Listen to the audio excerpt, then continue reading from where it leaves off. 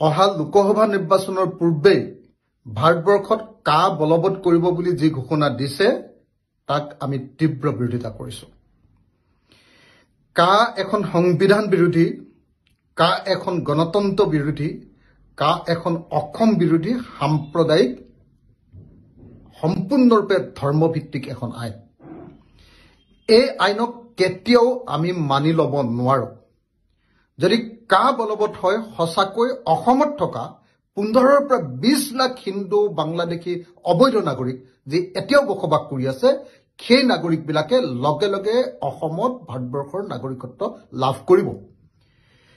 এফালেদি 15 পৰা 20 লাখ লোকে লগে লগে নাগৰিকত্ব লাভ কৰিব আৰু বাংলাদেশত থকা 1,70,00,000 হিন্দু বাংলাদেশী বিদেশী নাগৰিকে ভাৰত তথা উত্তৰ পূৰ্বাঞ্চল তথা অসমলৈ অহাৰ পথ সুগম হৈ পৰিব। গতিকে 1,90,00,000 মানুহক আশংকা বহন কৰিব পৰা নাগৰিকত্ব সংশোধনী আইন আমি কেতিয়াও মানি ল'ব নোৱাৰো। 1910 চনৰ পৰা অসমৰ মানুহে প্ৰব্ৰজনৰ বিৰুদ্ধে প্ৰতিবাদ কৰিছে। যুগে যুগে প্ৰব্ৰজনৰ বিৰুদ্ধে আন্দোলনেই হ'ল অসমীয়া জাতিৰ জাতীয় আন্দোলনৰ মূল বিষয়। গতিকে কোনোপধ্যে নাগৰিকত্ব আইনৰ জৰিয়তে অসমত পুনৰ এনেকৈ লাখ লাখ মানুহক জাপি দিয়া কথাটো কোনো অসমীয়াই মানি ল'ব নোৱাৰে। আমি ইয়াৰ তীব্ৰ বিৰোধিতা কৰিছো আৰু ইয়াক বলবৎ নবৰ কৰিবৰ কাৰণে ৰাইজৰ দলৰ তৰফৰ পৰা দাবী উত্থাপন কৰিছো।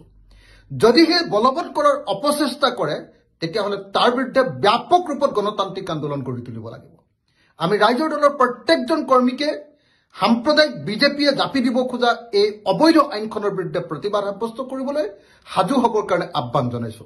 লগতে সমগ্ৰ অসমবাসী ৰাইজক আহ্বান জনাইছো, আহক অসম বিৰোধী, সংবিধান বিৰোধী, গণতন্ত্ৰ বিৰোধী আৰু অসমীয়া জাতিৰ অস্তিত্বক ধ্বংস কৰি পেলাব পৰা, অসমীয়া ভাষা আৰু সংস্কৃতিৰ প্ৰতি প্ৰত্যাহ্বান আনিব পৰা এই নাগৰিকত্ব সংশোধনী আইনখনৰ বিৰোধিতা কৰোৱা হওক। ইয়াক বলবৎ কৰাৰ বিৰুদ্ধে আমি সকলোৱে গৰজি উঠি আহক। মই সমগ্ৰ অসমবাসীৰ ৰাইজ আৰু জাতীয় দল, সংগঠন আৰু ৰাজনৈতিক দলক ঐক্যবদ্ধভাৱে প্ৰতিবাদ আৰম্ভ কৰিবৰ কাৰণে কৰিব।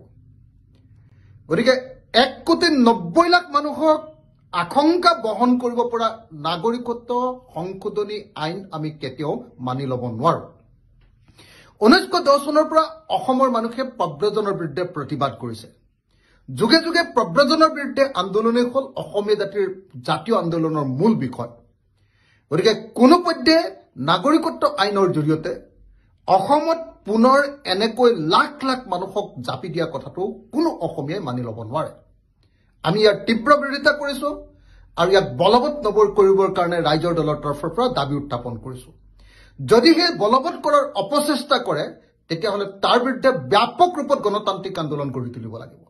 আমি ৰাইজৰ দলৰ প্ৰত্যেকজন কৰ্মীকে সাম্প্ৰদায়িক বিজেপিয়ে জাপি দিব খোজা এই অবৈধ আইনখনৰ বিৰুদ্ধে প্ৰতিবাদ সাব্যস্ত কৰিবলৈ সাজু হ'বৰ কাৰণে আহ্বান জনাইছো। লগতে সমগ্ৰ অসমবাসী ৰাইজক আহ্বান জনাইছো, আহক অসম বিৰোধী, সংবিধান বিৰোধী, গণতন্ত্ৰ বিৰোধী আৰু অসমীয়া জাতিৰ অস্তিত্বক ধ্বংস কৰি পেলাব। কেন্দ্ৰীয় গৃহমন্ত্ৰী অমিত শ্বাহ ডাঙৰীয়াই অহা লোকসভা নিৰ্বাচনৰ পূৰ্বে ভাৰতবৰ্ষত কা বলবৎ কৰিব বুলি যি ঘোষণা দিছে তাক আমি তীব্ৰ বিৰোধিতা কৰিছো।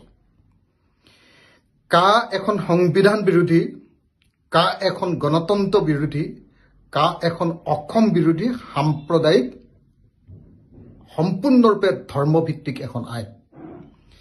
এই আইনক কেতিয়াও আমি মানি ল'ব নোৱাৰো।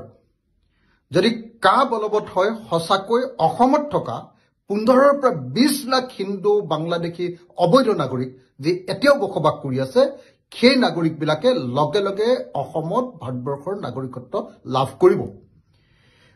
এফালেদি 15 পৰা 20 লাখ লোকে লগে লগে নাগৰিকত্ব লাভ কৰিব আৰু বাংলাদেশত থকা 1,70,00,000 হিন্দু বাংলাদেশী বিদেশী নাগৰিকে ভাৰত তথা উত্তৰ পূৰ্বাঞ্চল তথা অসমলৈ অহাৰ পথ সুগম হৈ পৰিব।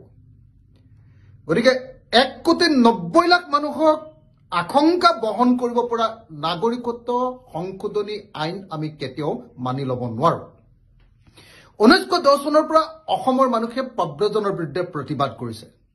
যুগে যুগে প্ৰব্ৰজনৰ বিৰুদ্ধে আন্দোলনেই হ'ল অসমীয়া জাতিৰ জাতীয় আন্দোলনৰ মূল বিষয়। গতিকে কোনোপধ্যে নাগৰিকত্ব আইনৰ জৰিয়তে অসমত পুনৰ এনেকৈ লাখ লাখ মানুহক জাপি দিয়া কথাটো কোনো অসমীয়াই মানি ল'ব নোৱাৰে আমি ইয়াৰ তীব্ৰ বিৰোধিতা কৰিছো আৰু ইয়াক বলবৎ নবৰ কৰিবৰ কাৰণে ৰাইজৰ দলৰ তৰফৰ পৰা দাবী উত্থাপন কৰিছো যদিহে বলবৎ কৰাৰ অপচেষ্টা কৰে তেতিয়াহ'লে তাৰ বিৰুদ্ধে ব্যাপক ৰূপত গণতান্ত্ৰিক আন্দোলন গঢ়ি তুলিব লাগিব আমি ৰাইজৰ দলৰ প্ৰত্যেকজন কৰ্মীকে সাম্প্ৰদায়িক বিজেপিয়ে জাপি দিব খোজা এই অবৈধ আইনখনৰ বিৰুদ্ধে প্ৰতিবাদ সাব্যস্ত কৰিবলৈ সাজু হ'বৰ কাৰণে আহ্বান জনাইছো লগতে সমগ্ৰ অসমবাসী ৰাইজক আহ্বান জনাইছো আহক অসম বিৰোধী সংবিধান বিৰোধী গণতন্ত্ৰ বিৰোধী আৰু অসমীয়া জাতিৰ অস্তিত্ব ধ্বংস কৰি পেলাব পৰা অসমীয়া ভাষা আৰু সংস্কৃতিৰ প্ৰতি প্ৰত্যাহ্বান আনিব পৰা এই নাগৰিকত্ব সংশোধনী আইনখনৰ বিৰোধিতা কৰোৱা হওক ইয়াক বলবৎ কৰাৰ বিৰুদ্ধে আমি সকলোৱে গৰজ উঠি আহক মই সমগ্ৰ অসমবাসীৰ ৰাইজ আৰু জাতীয় দল সংগঠন আৰু ৰাজনৈতিক দলক ঐক্যবদ্ধভাৱে প্ৰতিবাদ আৰম্ভ কৰিবৰ কাৰণে আহ্বান জনাইছো